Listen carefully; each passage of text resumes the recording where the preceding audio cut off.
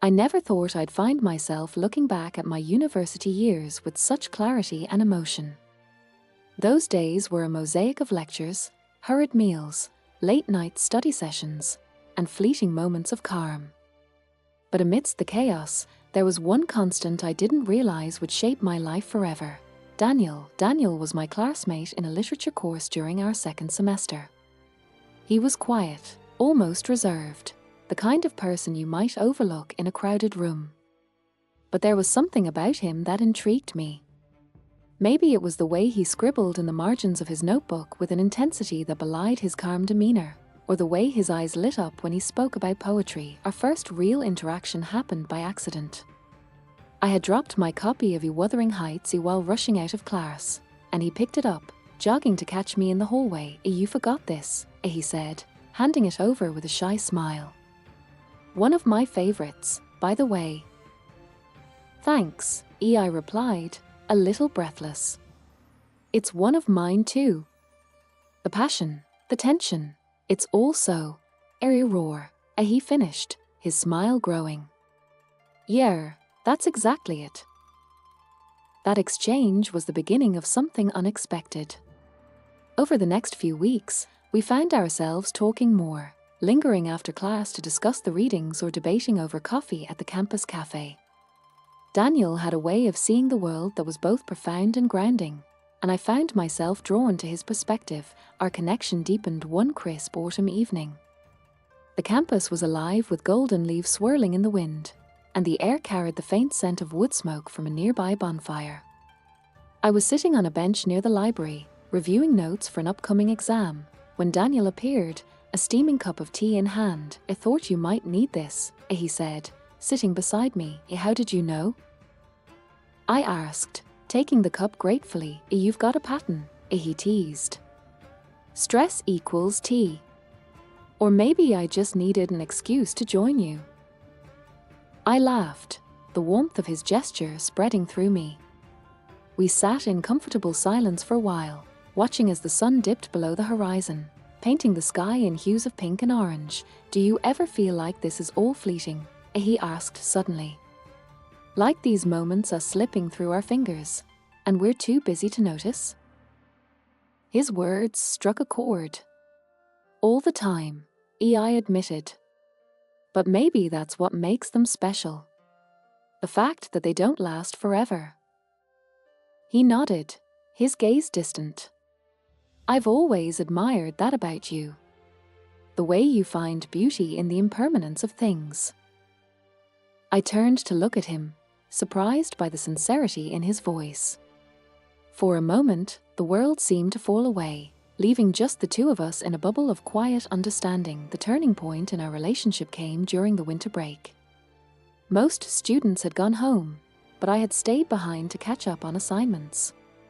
Daniel was still on campus too, though he never explained why.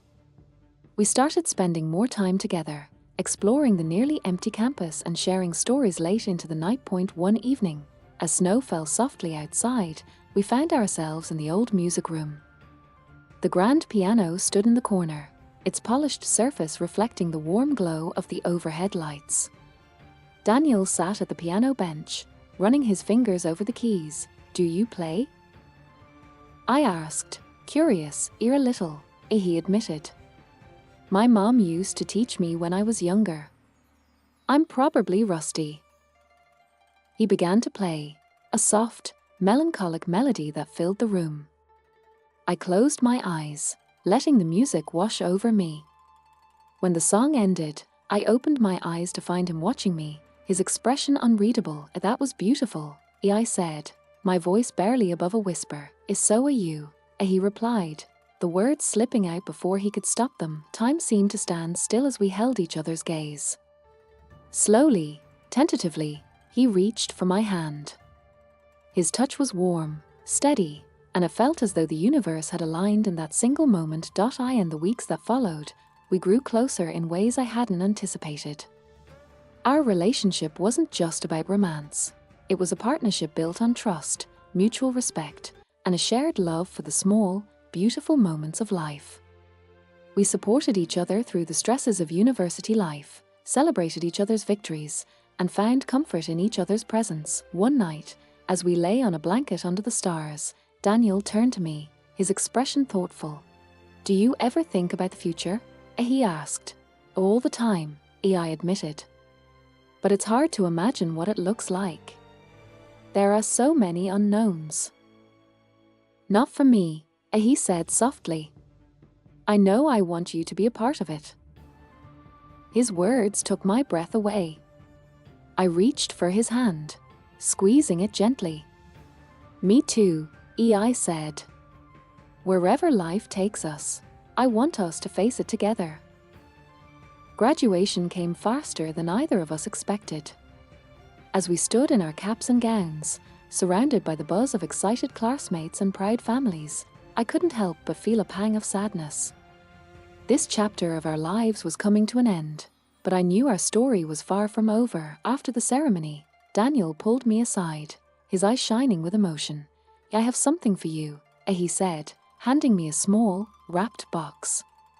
Inside was a delicate silver necklace with a star-shaped pendant. It reminded me of that night under the stars, he explained.